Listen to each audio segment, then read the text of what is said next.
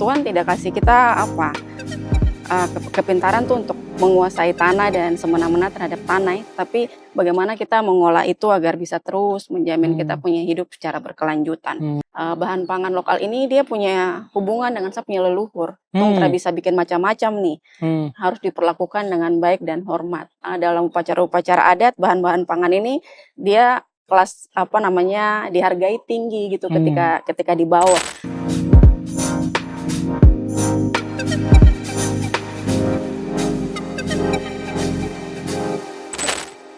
Setelah nenek pergi, yang kakak ingat tuh cuma masakan sama rasanya, jadi kakak ingin hubungannya tuh tidak hilang gitu. Jadi dengan memasak kakak bisa kembali merasa kayak nenek ada di sini gitu. Wow.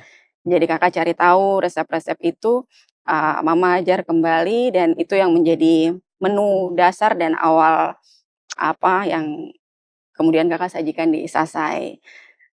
Kemudian dia berkembang, ada resep-resep baru yang akhirnya kakak temukan, dan kakak tiba di kesadaran bahwa ternyata yang kakak rasa itu sudah kuliner Sentani yang kakak sajikan di Isasai ternyata hanya sebagian kecil gitu dari banyaknya resep tradisional Sentani yang bahkan tidak terlihat gitu di atas meja Isasai. Setiap Isasai menyajikan makanan.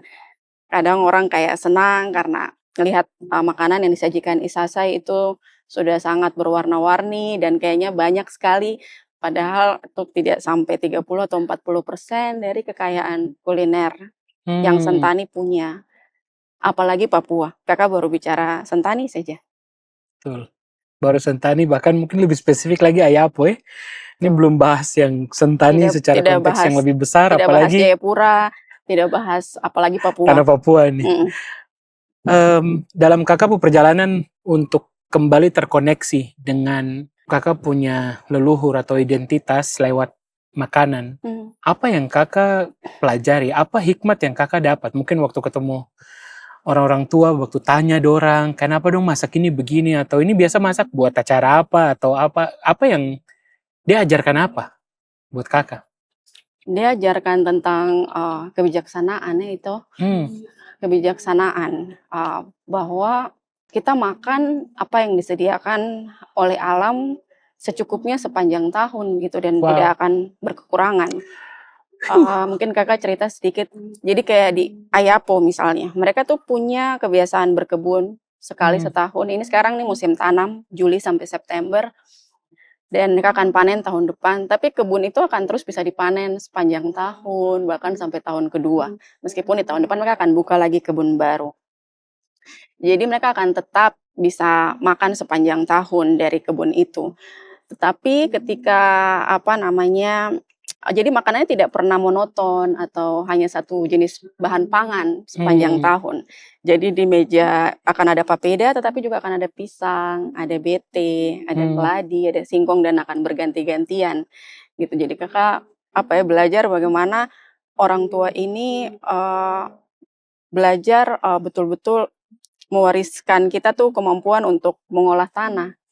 Jadi Tuhan tidak kasih kita kepintaran tuh untuk menguasai tanah dan semena-mena terhadap tanah, tapi bagaimana kita mengolah itu agar bisa terus menjamin kita punya hidup secara berkelanjutan. Kemudian kebun itu tidak pernah dipaksa diproduksi terus-menerus.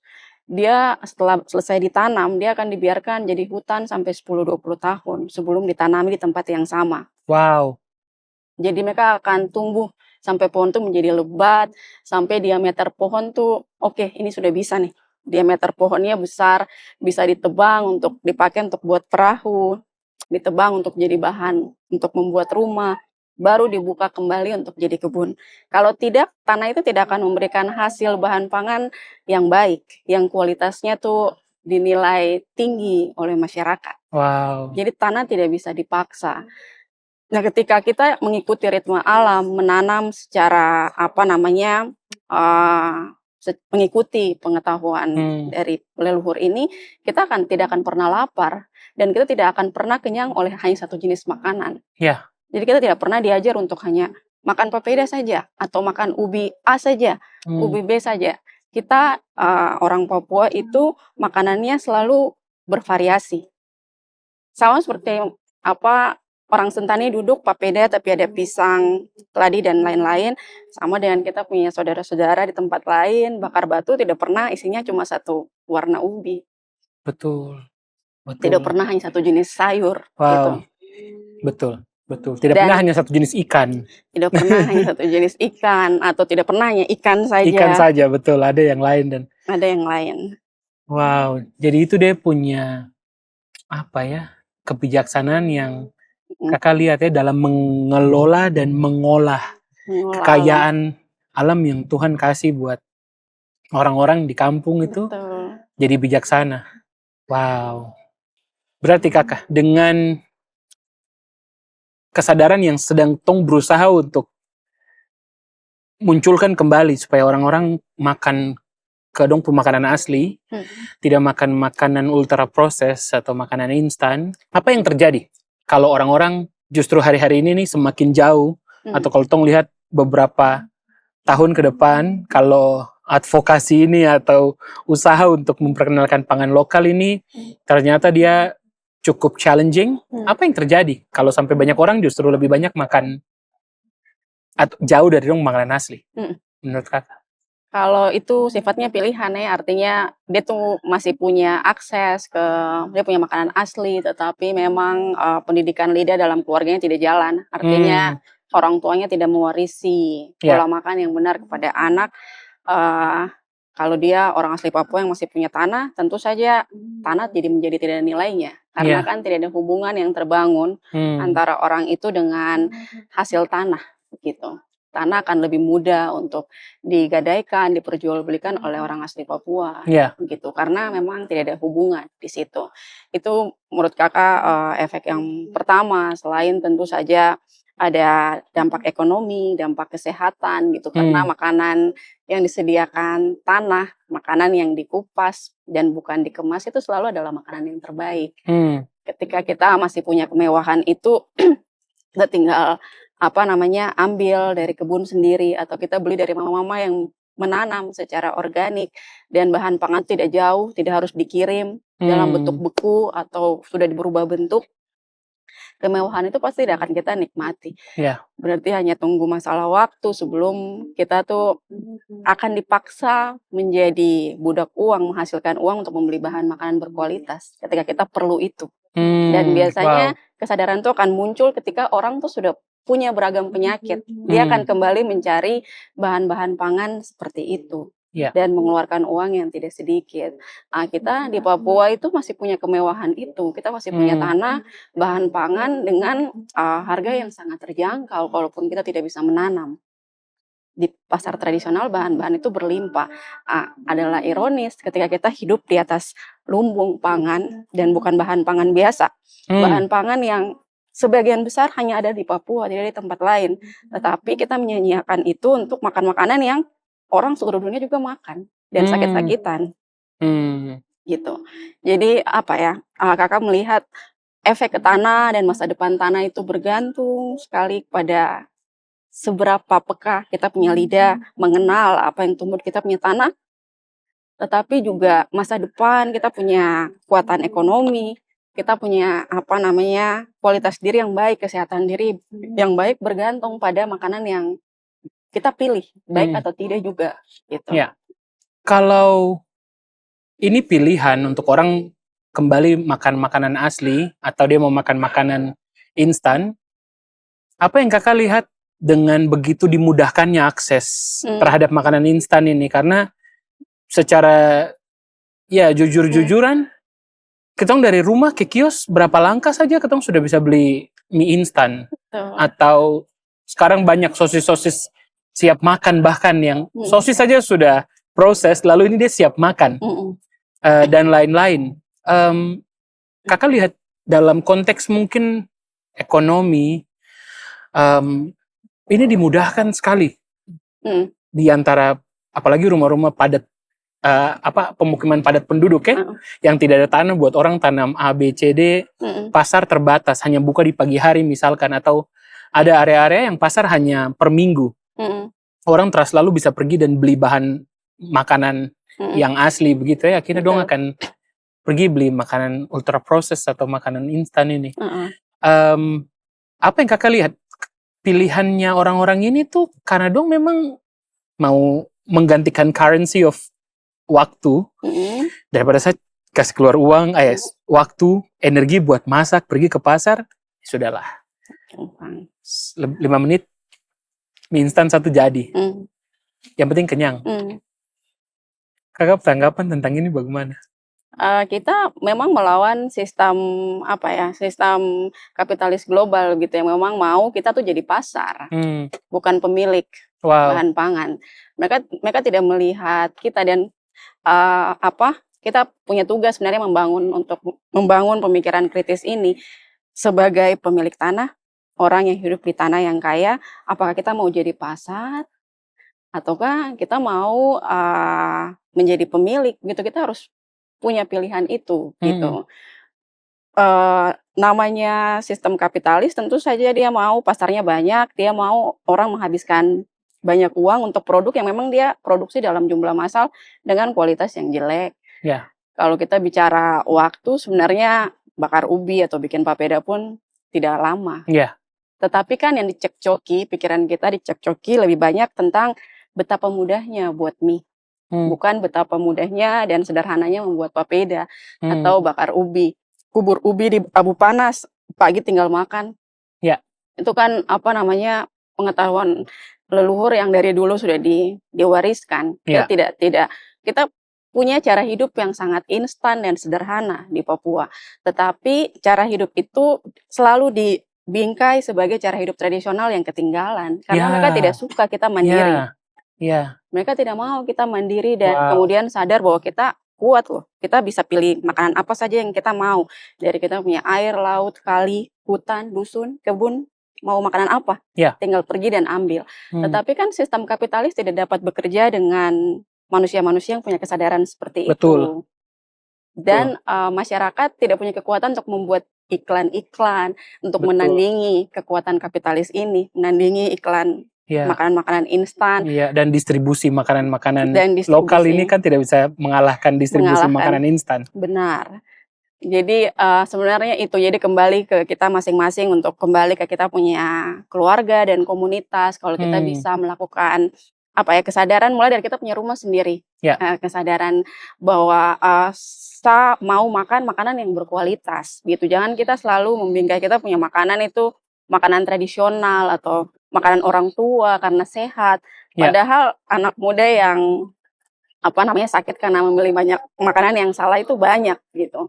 Makanan berkualitas adalah hak semua umur gitu, bukan hanya orang tua yang sakit-sakitan, yang sudah banyak pantangan. Untuk kita bisa jadi anak muda atau remaja, anak sekolah yang bisa produktif, melakukan yang terbaik, berdampak. Kita harus makan yang baik, yang berkualitas. Dan Tuhan tidak kasih setengah-setengah ke orang Papua. Saya tetap tertarik sekali untuk bahas ini. Dari tadi kakak sebut terus papeda, ubi, pisang, tumpu segala maksudnya umbi-umbian Lalu pisang yang mostly ini adalah sumber karbohidrat Kakak terbahas nasi sama sekali. Nah, menariknya adalah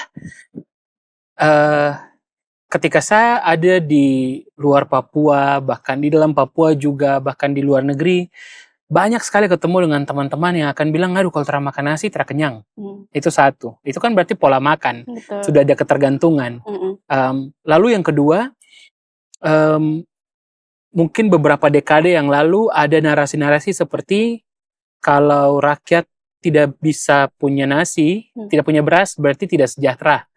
Maka ini sesuatu yang benar-benar dipolitisasi buat orang-orang harus punya akses kepada beras. Semua orang harus makan nasi, maka semua orang harus bisa akses beras, atau beras harus ditanam di mana-mana.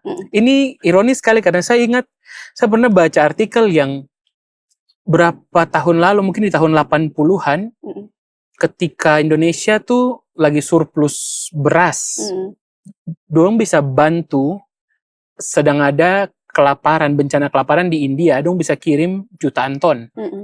Tapi lalu di 1 dekade terakhir, Indonesia justru harus import beras dari mana-mana, termasuk dari India sampai hampir 800.000 ton. ini ironis sekali karena dulu dong dengan narasi itu lalu surplus beras di mana-mana bisa. Sekarang pola hidup sudah berubah, pola makan berubah, orang tetap makan nasi, tapi sudah tidak mampu produksi dan berusaha untuk bikin sawah di mana-mana menggantikan orang-orang punya umbi-umbian dan lain-lain.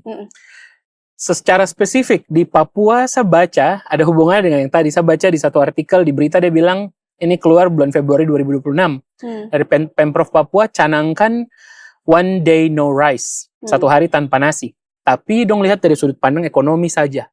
Artinya kalau tong at least mulai dari area pemerintahan, pegawai-pegawai, 1 hari itu dong makan nasi, lalu dong mulai bilang ke hotel-hotel dan ke rumah tangga, ke masyarakat untuk 1 hari tanpa nasi. Tapi lihatnya dari sisi ekonomi, artinya kalau tong kurangi makan nasi, ketong tidak akan punya permintaan atau demand untuk beras dari luar Papua masuk, lalu ketong akan belanja pangan lokal. Tapi dong terbahas tentang gizi ataupun tentang identitas atau budaya makan makanan asli orang Papua di situ. Saya mau dengar kakak tanggapan tentang ini. Oke. Pertama tentang apa ya? Konsep kalau termakan nasi, terkenyang. Menurut saya itu gambaran yang sangat amat bagus tentang bagaimana politik pangan itu bekerja. Karena sebenarnya bahan pangan lokal yang kaya di Papua ini aneka jenis ubi-ubian dan lain-lain. Daerah lain di luar Papua pun juga punya kekayaan pangan lokal yang berbeda dengan kita. Tetapi kan tergantikan dengan nasi karena politik beras yang sudah terjadi lebih lama dan lebih dalam di sana sampai mereka tiba di titik bahwa ya orang Indonesia tuh makan nasi gitu. Mereka juga kehilangan banyak pangan lokal dalam proses itu ketika semua berubah. Jadi itu gambaran apa ya? Gambaran pemikiran yang dianut oleh sebagian besar orang Indonesia yang berada di Barat sekarang itu adalah gambaran yang akan terjadi ke kita ketika kita tidak melawan politik pangan ini, tidak berusaha menjaga pangan lokal. Kita juga akan mengucapkan kalimat yang sama dan sudah terjadi di Papua gitu. Kayak sudah modern ngapain makan nasi, makan ubi untuk apa? Makan nasi pakai Indomie itu. Iya, pakai mie instan lagi. Makan nasi pakai mie instan. Kayak makan ubi kayak ketinggalan atau tadi makan makanan tradisional nih kayak itu bukan ini kita sudah hidup modern jadi lama makan jadi waktu. Sebenarnya politik pangan yang terjadi pada beras dan nasi di bagian Indonesia lain tuh menjadi gambaran untuk mengingatkan kita bahwa perjuangan untuk mempertahankan pangan lokal itu sangat penting. Jangan sampai orang Papua tuh kehilangan identitas terus mengatakan hal yang sama kayak aduh saya makan ubi tapi saya masih lapar gitu karena saya belum makan nasi. Padahal dia tidak tahu dan tidak punya sawah sejak dulu gitu. Tapi karena politik beras itu politik beras atau ini tuh bekerja dengan sangat kuat gitu. Kedua sebenarnya itu terkait dengan tadi kakak bilang bahwa ekonomi kapital tuh bekerja sangat kuat lewat pangan. Yang terjadi di Jawa untuk petani-petani padi, mereka juga kehilangan banyak sekali jenis-jenis padi asli digantikan oleh bibit padi baru yang kemudian membuat mereka terjebak harus beli bibit, harus beli pupuk, harus beli pestisida dan insektisida. Dan di Papua itu sudah terjadi itu dengan bibit-bibit ubi baru yang harus ditanam dengan pola yang sama. Bibit ubi baru ini dia tidak seperti kita punya ubi asli yang kalau kita tanam di tanah yang kakak bilang tadi bagus dan berkualitas, dia akan menghasilkan hasil yang baik. Bibit-bibit yang dijual di toko tani termasuk bibit ubi-ubian ini mereka ditanam itu dengan kondisi harus ada pupuk tertentu, harus ada pestisida dan insektisida. Jadi memastikan bahwa petani itu mengeluarkan lebih yang mampu dia hasilkan. Jadi ada ketergantungan antara petani kepada sistem ekonomi ini, pada penghasil bibit ini. Dan itu kenapa kita mempertahankan pangan lokal atau mempertahankan apa yang kita makan itu bukan hanya soal seorang Papua jadi harus makan ubi, tapi kita mempertahankan tanah dan kita punya masa depan. Karena tidak boleh ada orang yang mendikte bagaimana kita makan, bagaimana kita hidup, bagaimana kita menghabiskan kita punya uang gitu. Dan ketika kita sudah tidak punya kekuatan untuk menghasilkan bibit sendiri, menghasilkan bahan pangan berkualitas secara berkelimpahan, di kita punya tanah, kita kehilangan semua kekuatan itu. Kita bisa bilang kita anak Papua, tetapi kita tidak punya apa-apa yang bisa kita banggakan atau kita pegang sebagai kekuatan gitu. Lalu kalau kita lihat kebijakan-kebijakan negara, Kakak bilang kebijakan seperti yang itu bilang itu namanya kebijakan kosmetik. Jadi hanya untuk hias-hias saja kelihatan indah, enak didengar, tetapi sebenarnya tidak ada dampak apa-apa. Yang kita perlukan itu bukan 1 hari tanpa nasi. Yang kita perlukan itu adalah pemerintah mengakui bahwa setiap daerah di Indonesia, setiap daerah di Papua memiliki keanekaragaman bahan pangannya sendiri, dan melakukan langkah-langkah aktif untuk memastikan pertama tanahnya tersedia untuk mereka terus bisa melakukan sistem bertanam tradisionalnya, menghasilkan bahan pangan itu secara berkelimpahan dengan tingkat keanekaragaman yang sama. Kenapa Kakak bilang tingkat keanekaragaman yang sama? Karena tadi setiap kampung, setiap daerah itu menghasilkan jenis ubi yang berbeda, jenis pisang yang berbeda. Kalau misalnya tanah ini semuanya dialih fungsi menjadi katakanlah perkebunan besar untuk proyek nasional, akan ada ubi-ubi tertentu, pisang-pisang tertentu yang tidak akan dihasilkan lagi oleh daerah itu karena rumahnya hilang. Dan ketika ditanam di tempat lain, dia tidak akan ada hasil yang sama. Kalaupun dia tumbuh, hasilnya tidak akan berlimpah. Wow. Jadi kita tidak butuh kita harus kritis begitu. Bilang pemerintah melakukan sesuatu yang memang ada dampaknya. Bibit-bibit aslinya ada berapa nih daerah ini?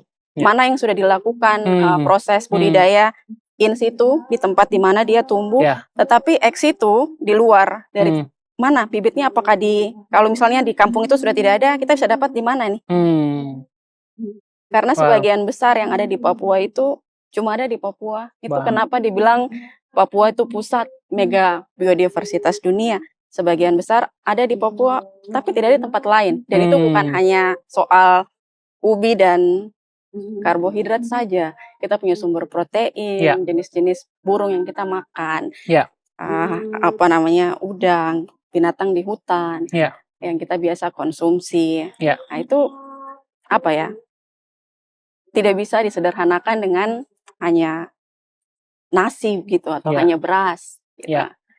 Jadi gitu sebenarnya kita melihat kebijakan pemerintah dari sisi itu saja. Kalau menurut Kakak, kalau bicara pangan, dia hanya bersifat hiasan, hanya biar kelihatan indah dan kita senang, atau itu memang ada dampak nyata untuk jaga apa yang kita punya di Papua.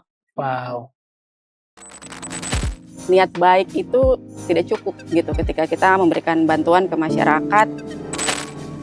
Pegang tangan, bicara santai, bawa damai. Ikuti akun media sosial Pegang Tangan Project di YouTube, Instagram, dan TikTok.